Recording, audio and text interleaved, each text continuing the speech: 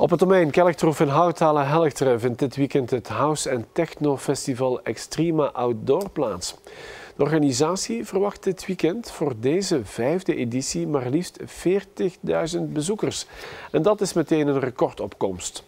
Vooral de campingtickets waren in een mum van tijd de deur uit. Extrema Outdoor is het grootste elektronische muziekfestival in ons land.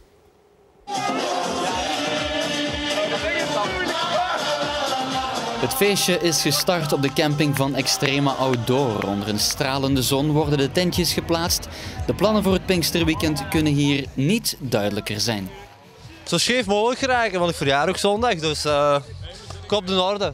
We zijn met 50 man nu, dus dat komt zeker in orde. Gewoon de sfeer en de klein. Het is niet zo groot als Tomorrowland, het is kleiner en je vindt iedereen nog altijd terug op de avond dat je iedereen kwijt bent. Van een bepaalde vereniging of zo? Of? Allemaal verenigingen bij elkaar, hè. Club 9, Gene Post, KJ, Hasselt, Genk, Houthalen, Paal, overal eigenlijk. Zijn jullie ook dan de dames die naar de sterke drank of alcoholische dranken grijpen of valt dat nogal wat mee op het festival? Gewoon pintjes gewoon. Pintjes.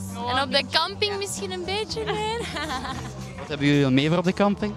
Een beetje vodka. Niet minder dan 40.000 bezoekers zakken dit weekend af naar Kelktroef in Houthalen-Helchteren. Een absoluut record.